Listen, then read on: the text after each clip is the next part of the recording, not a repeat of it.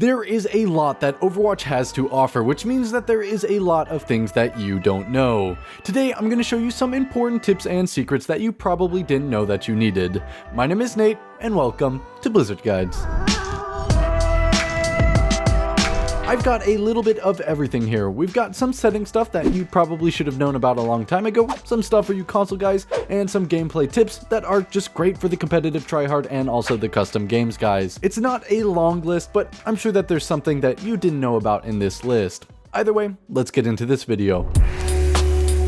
Starting off at number 7, something that's been bothering me for ages that I feel like I just learned about. Waypoint Opacity. If there's any one thing that bothered me about Overwatch outside of Genji mains, it's stupid objective markers. You never really know if somebody's lurking behind the UI, so if you head over to the settings and go to the gameplay tab, you can make the waypoint UI transparent. Now, you might be asking what the waypoint UI is. Well, I'm showing examples on screen. I usually do about 25%. You can also make the respawn icons transparent and weaken the player outlines here, so try those out too if you want to. It's pretty nice to know about. I wish I had known about it when I started playing about 2 years ago instead of just like 2 months ago.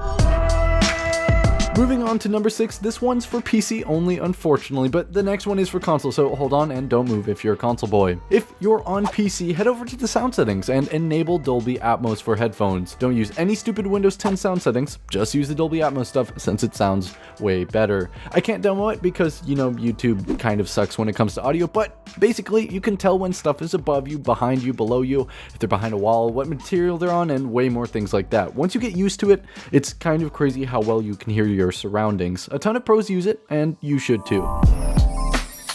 Next up at number 5, for my console guys out there, you should be changing your aim assist and control settings. Most high-level players that I've talked to told me a few things. 1, if you're projectile main, turn off aim assist, or at least weaken it and lower the window by a lot. If you feel like Overwatch's controls are sluggish, which was always my problem on console, you can enable linear ramping, lower aim smoothing to 32, and aim ease to 30, and you should also lower your aim assist window to something like 24, and you can change your sense to your preference, but something around 40 to 50 is best, and then you'll feel like it's very snappy, it'll look a lot more like PC aim, and it'll just be way more responsive. This only applies if you don't like the slow feel of the controller. If you enjoy your sense now, obviously don't change it, but do try this out a bit. The main takeaway here is that if you feel like it's slow, lower your aim smoothing and ease in, and you'll get that legendary Call of Duty feel that most players look for.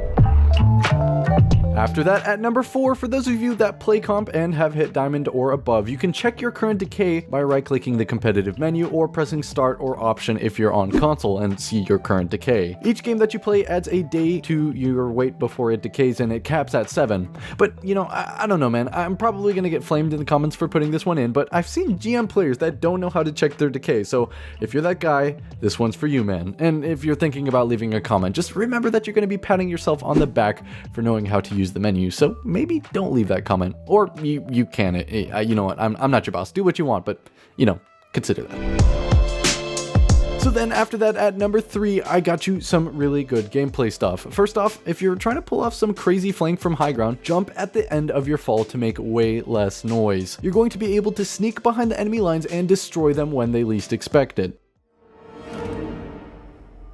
Hello there.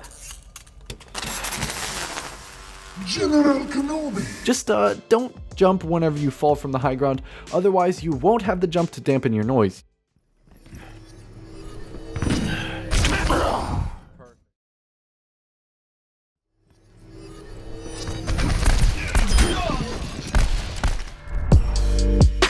Following that up at number 2, there's a ton of melee combos that way more players should be using. In general, you should just be using your melee more. Most players I've seen below diamond just don't realize how strong meleeing is, and need to take advantage of that fact. I've got a few examples for you. First off, meleeing right after a body shot with Widow, Hanzo, and Sim, or after headshotting with McCree is an instant kill on a Tracer or Baby Diva. If you headshot with Ashe scoped in, and then melee, that's an instant kill on a 200 HP hero. On Zen, you can practically get a free melee after primary or secondary fires. I mean, just look at the animation, it looks a little weird. You can melee and blink for a long range melee on Tracer, or you can melee and recall to instantly melee and vanish. You can get a free melee right after you use boosters on Diva, and then cancel your boosters with another second melee to do 80 total damage. Or you can also just use your melee to cancel and not use that first melee. Either way, it works with me. You can alternate fire and melee on Genji for a ton of damage, or dash and melee for 80 damage. You can cancel Mercy Beam with melee. You can melee and translocate on Sombra for quick escape damage. You can melee right before you land a Winston Leap to get an instant extra 30 damage to make a 80 damage combo. And finally, you can alternate fire on Zarya and melee for a good final damage combo. There's a lot you can do with melee, so please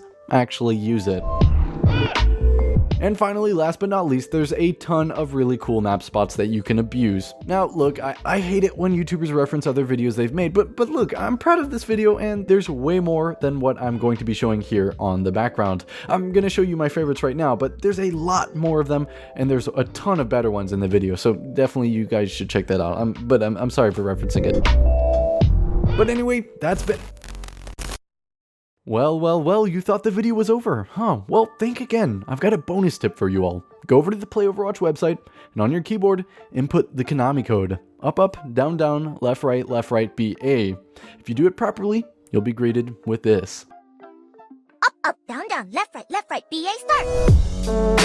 Now, anyway, for real though, that's been today's video. If you guys enjoyed this one, drop a like, and if you want to see more content just like this, get subscribed and notified so that you never miss an upload. If you want to join the Blizzard Guides community, you can follow our Twitter, Instagram, and Discord from the links in the description down below. But anyway, I hope you guys enjoyed this one. Have a nice day. My name is Nate, and this was Blizzard Guides.